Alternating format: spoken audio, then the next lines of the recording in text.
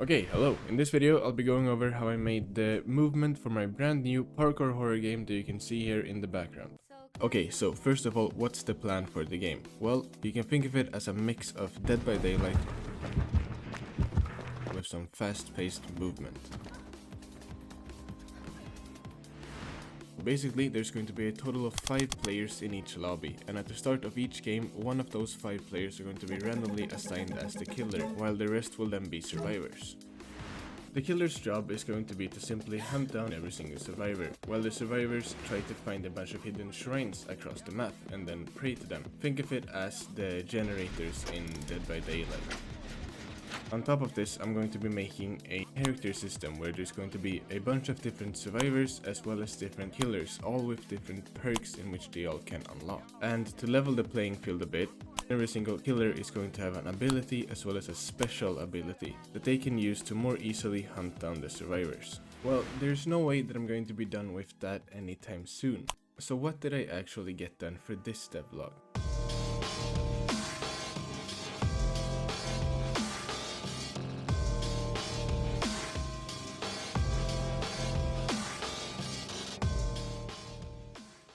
Well then, how will the actual movement in this game work? Well, all the movement in the game will stem from simple inputs. Some sort of directional movement paired with jumping is all the input required for every single type of move in this game. This is to keep it simple, making the actual timing of the inputs the thing that separates a good player from a bad one. Now, what moves are actually in the game? Well, for starters, we have a very simple run that slowly gets faster the more you run.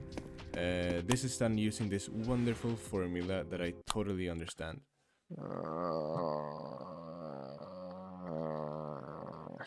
And then, of course, we have the jump. Now, the jump actually has a couple of different variants. First of all, if you stand still and jump, you create a high jump. But then if you actually move and jump, you're going to get a more horizontal jump. And then paired with that, if you manage to time 3 horizontal jumps in a row, you get a very long jump. Sort of like how Mario does it. Now, the next thing that I made was of course a wall run. And now this is the feature that I was the most scared of making because I had no idea at all how to make it. Usually when I try to make something I can have like an idea sort of how to program it, but for the wall run I just went in completely blind with no clue whatsoever. But after some experimenting and some slight hiccups, No. I managed to get it to work okay. It's not great and has a few problems, like when you move down a part that is facing downwards, it sort of just does this for some reason, but absolutely most of the time it works great. Now the next thing that I wanted to make was a fall damage system. Well, sort of. I didn't actually want the player to take damage when they fall from a very high place because that just seemed very counterintuitive. No. Instead, now when you fall from a high place, your screen will start to shake, and then when you hit the floor, your character will play a small animation and be slowed for a few seconds. Though, if you are skillful enough, this can be completely avoided by pressing space right before landing on the ground. This will make the character do a roll instead, giving you a small speed boost, completely avoiding all the speed debuffs that would otherwise come from falling from a high place. This is also hopefully something that will set the skill ceiling a bit higher, leading to more skilled players actually winning more games. That was all the movement options that I was planning to originally add into the game. So after that I went on to making the actual map. Now the map is just going to be for now a simple test map, so I can actually test out the wall running and the jumping with some height and just some walls pretty much. But after testing for some while I realized that the game is just way too punishing. Missing a jump by just a little bit could cause you to fall all the way to the ground again. Now this wouldn't be a problem for really skilled players, but for new players this would feel extremely discouraging and probably not make them want to play the game anymore. So we needed to fix that, and in order to fix it I decided to add one last move to the game, the wall glide.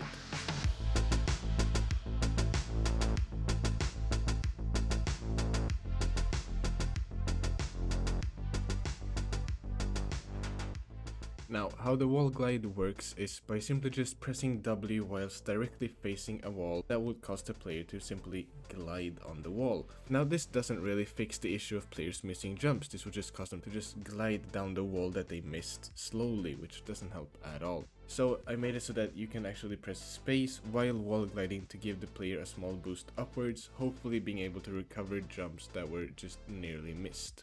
Now, I do have some problems with this that I fixed for the most part, which is that sometimes when you jump, the player just doesn't jump. I don't know.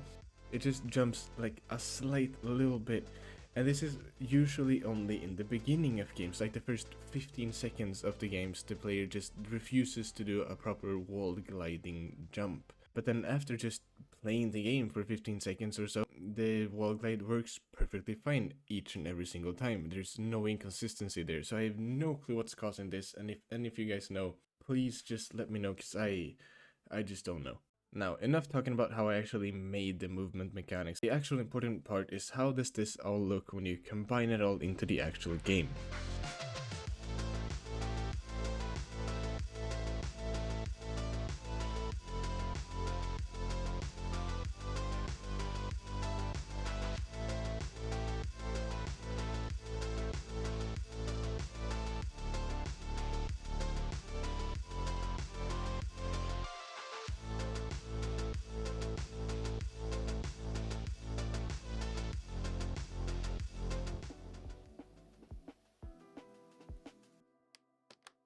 Okay, great. The movement in my opinion is in a pretty good state, though I still want to hear you guys' feedback on it so I can improve it until the next build of the game. But with that said, we now have all the movement mechanics for this parkour horror game, but it still lacks very heavily in both the horror and the actual game department. So right now it's just parkour and no game, so let's fix that. Now, the actual horror aspect of the game will be made for my next devlog, so let's just try and focus on the game now. With that, I quickly put together a lobby area, and if there are 2 or more players in the lobby, it will send both the players into the map.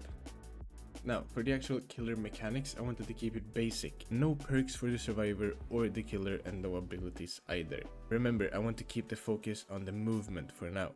So for the killer, I 3D modeled this weapon to him. That'll make more sense when I actually make the full model for the whole killer. I also gave the killer these temporary clothes just to be able to distinguish them from the survivors. I also gave the killer an attack that sends out this shockwave that deals damage to any player hit by it.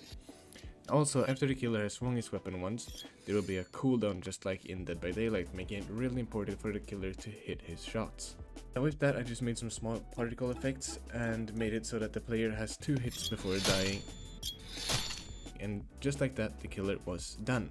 Now for the survivors, there wasn't much to do, but because we don't have the shrines that I talked about earlier, the survivors currently have no way of winning. So I made a simple temporary timer that just need to run out of time, and then the survivors will win. Now at the moment, the game is extremely unbalanced. The survivors almost always win, but that's not the point of this test version. It is simply to just test the movement, and then I'll make the game actually be balanced when I actually make the abilities and perks and such. And just like that, we have an actual game.